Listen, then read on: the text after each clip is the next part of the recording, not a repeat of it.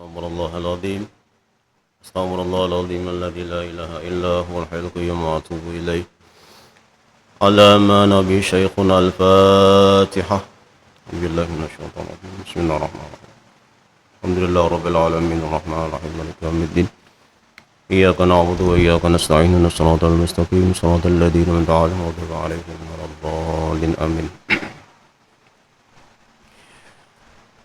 Assalamualaikum warahmatullahi wabarakatuh.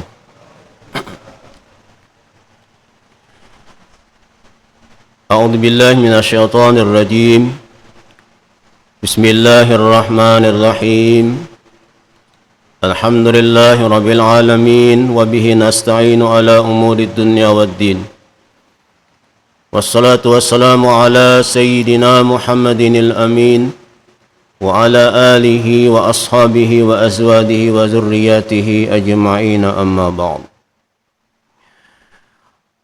Pertama-tama marilah kita kembali memanjatkan puji syukur kita kehadirat Allah Subhanahu wa taala yang alhamdulillah dengan limpahan taufik dan hidayahnya, dengan berkah kita dipanjangkan umur, disihatkan badan. Di saat ini kita kembali dapat bersama-sama berkumpul bersilaturahim, beriktikaf di dalam masjid ini dengan tujuan yang sama, yakni menjalankan akan perintah Allah Subhanahu wa taala dan pun menjalankan akan sunnah dari junjungan kita baginda Rasulullah sallallahu alaihi wasallam. Kita berharap kepada Allah Subhanahu wa taala mudah-mudahan kita semua selalu di dalam rahmatnya Allah Subhanahu wa taala. Dosa dan kesalahan kita diampuni oleh Allah Subhanahu wa taala, dan juga dosa daripada ayah ibu kita, guru-guru kita, sanak saudara kita, jiran tetangga kita, dan juga seluruh kaum muslimin dan muslimat. Mudah-mudahan mereka sabarataan diampuni dosanya oleh Allah Subhanahu wa taala. Amin amin ya rabbal alamin. Kita melanjutkan pengajian kita kitab Penawar Bagi Hati, masih membicarakan tentang pendahuluan. Yang kali ini masuk kepada bahagian yang nomor 5. Bismillahirrahmanirrahim. Qala al-mu'allif rahimahullahu ta'ala wa nafa'ana bihi wa bi 'ulumihi fid dharain amin. Kelima, dan adapun tempat ambilannya ilmu tasawuf itu maka daripada Al-Quran yang mulia dan hadis Nabi Muhammad sallallahu alaihi wasallam. Maka ini menunjukkan bagi kita bahwasanya ilmu tasawuf itu bukan sesuatu yang bid'ah, bukan sesuatu yang sesat, karena diambil daripada Al-Quran, diambil daripada hadis baginda kita Muhammad sallallahu alaihi wasallam. Di dalam Al-Quran Allah Subhanahu wa taala menyatakan ujar Allah, wa idza sa'alaka ibadi anni fa inni qarib.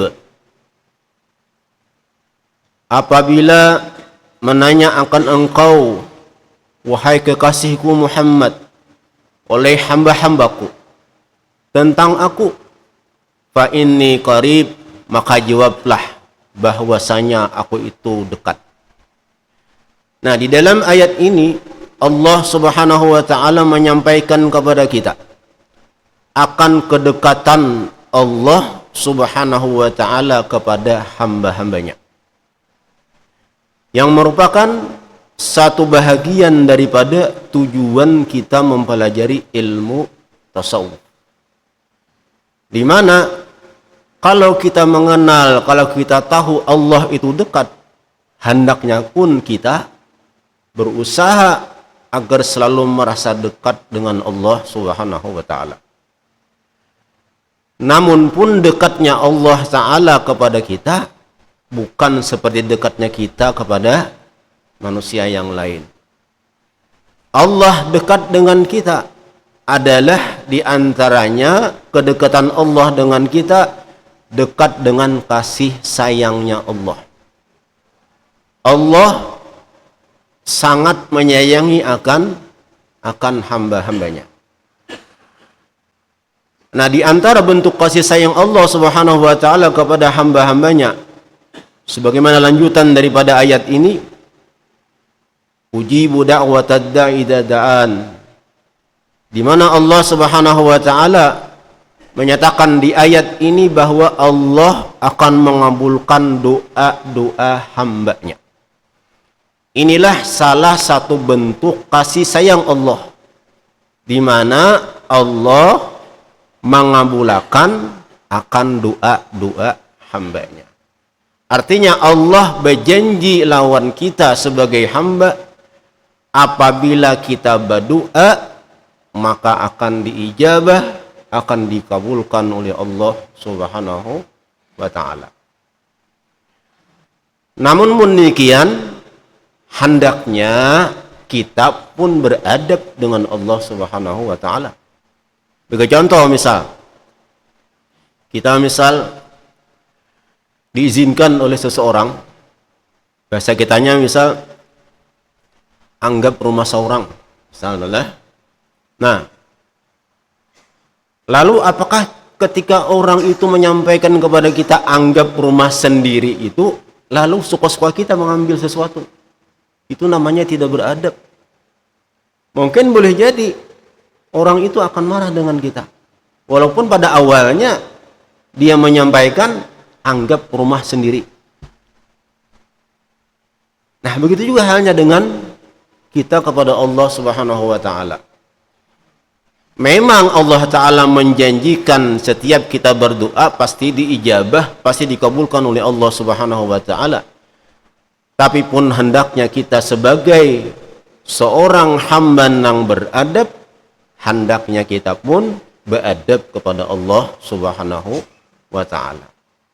Maka di antara adab kita adalah hendaknya kita itu jangan sampai pakaian kita, parut kita ada sesuatu yang diharamkan oleh Allah Subhanahu wa taala. Karena Allah tidak akan menerima akan doa seorang hamba apabila sesuatu yang dipakainya, sesuatu yang dimakannya adalah sesuatu yang diharamkan oleh Allah Subhanahu wa taala. Pernah baginda kita Rasulullah SAW bercerita dengan para sahabat, di mana di saat itu Rasulullah menceritakan akan seorang yang musafir, di mana seorang yang musafir ini karena saking perjalanan jauh, rambutnya kusut, bajunya penuh dengan debu, dan dia berdoa kepada Allah Subhanahu wa taala. Tapi ternyata doanya tidak diijabah oleh Allah Subhanahu wa taala. Nah, lalu dijelaskan oleh Nabi kita alasan mengapa doanya tidak dikabulkan Allah, karena ternyata apa yang dipakainya, apa yang dimakannya itu diharamkan oleh Allah Subhanahu wa taala. Padahal kita ketahui waktu musafir itu merupakan waktu nang mustajabah doa. Itu waktu nang dikabulkan doa oleh Allah Subhanahu wa taala. Tapi pun kenyataan orang yang musafir ini ternyata tidak dikabulkan oleh Allah Ta'ala doanya. Ternyata dia tidak punya akhlak kepada Allah Subhanahu wa taala, kada beradab kepada Allah Subhanahu wa taala, di mana dia melanggar dengan aturan Allah Subhanahu wa taala. Nah, ujar Nabi kita, innallaha tayyibun la yaqbalu illa tayyiban. Allah Ta'ala itu tayyib, bersih, suci, dan tidak akan menerima kecuali nang suci. Jadi sesuatu nang suci itulah, nang bersih itulah nang akan diterima oleh Allah Subhanahu wa taala. Nah, kemudian ketika Allah akan mengabulkan doa seorang hamba, itu pun Allah dengan bentuk kasih sayangnya. Nah, maka sebab itulah cara Allah mengabulkan doa itu macam-macam. Terkadang Allah Ta'ala mengabulkan doa itu langsung, karena menurut pandangan Allah ini pas, sesuai ini.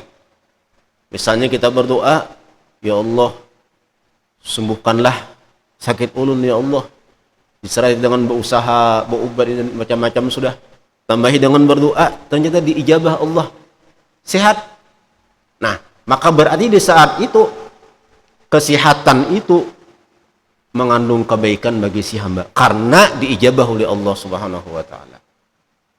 Terkadang Allah taala pun mengabulkan akan doa seorang hamba, tetapi kadang langsung ditunda dulu, karena penundaan itulah yang menjadi kebaikan.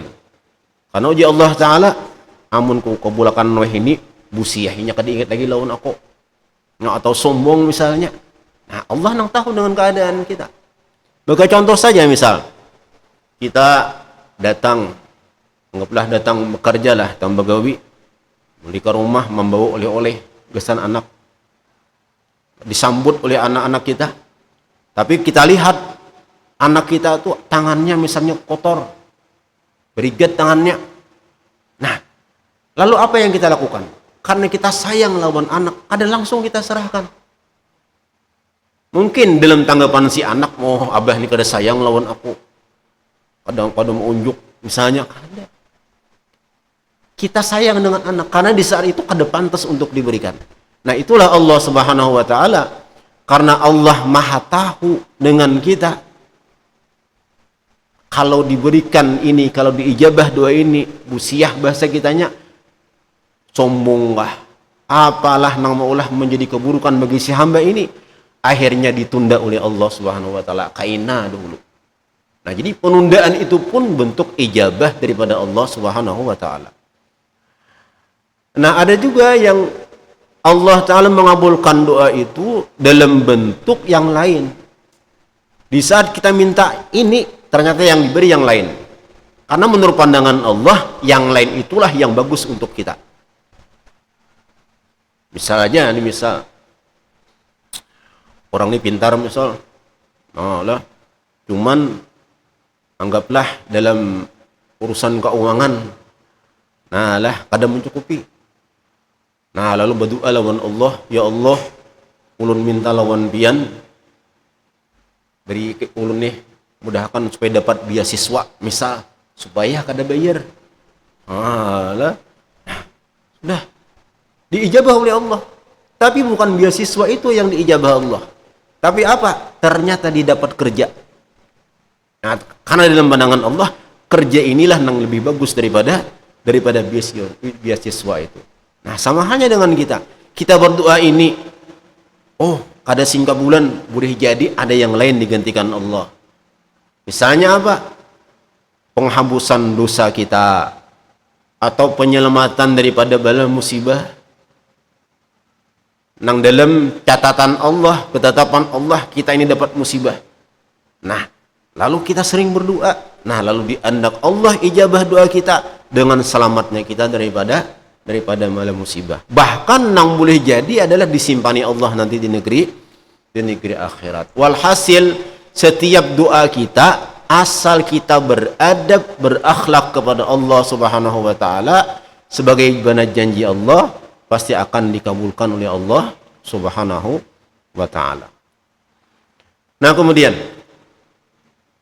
Asy-Syaikh Said Ramadan Al-Buiti pernah beliau berkata, Yasidin al-ma'asi la tahjubu anillah. Kemaksiatan itu tidak menghijab dengan Allah. Artinya apa? Ketika seorang hamba berbuat maksiat, maka orang itu tetap dekat dengan, maka Allah tetap dekat dengan hambanya. Jadi jangan pernah kita merasa jauh lawan Allah Subhanahu wa taala saat kita berbuat maksiat. Allah tetap dekat dengan kita walaupun kita berbuat maksiat. Namun kedekatan Allah di saat ini adalah dengan ampunan Allah. Artinya apa? Apabila kita minta ampun dengan Allah dari dosa dan kesalahan kita, maka Allah menjanjikan dengan diampuninya dosa kita. Sebesar apapun kesalahan kita, kalau kita datang kepada Allah, itu pasti akan diterima taubat kita, diampuni kesalahan kita. Nah, asalkan nanti akan kita bicarakan masalah taubat, cukup syarat-syaratnya. Karena syariat sudah menentukan tidak akan diterima taubat seseorang terkecuali cukup syarat-syaratnya. Nah, jadi walhasil dulu dalam pertemuan kita pada hari ini, bahwasanya baik di saat hamba itu dalam keadaan taat kepada Allah, baik hamba dalam keadaan maksiat kepada Allah, Allah tetap dekat kepada hamba itu. Namun beda kalau ketika taat dekat dengan rahmatnya Allah, ketika maksiat dekat-dekat ampunannya Allah subhanahu wa ta'ala. Maka jangan pernah kita merasa jauh, ya Allah. Kalau kita sudah memilah-milih, bila waktu taat kita asa parak lawan Allah, bila waktu maksiat jauh lawan Allah, berarti kita sudah berpegang dengan ibadah. Berarti ibadah itu dalam pandangan kita mengolah kita taat, mengolah kita dekat dengan Allah subhanahu wa ta'ala. Nah, maka sebab itulah Allah sangat menyuruh kepada kita untuk selalu bertobat kepada Allah subhanahu wa ta'ala. Wa tubu ilallahi jami'an ayyuhal mu'minun.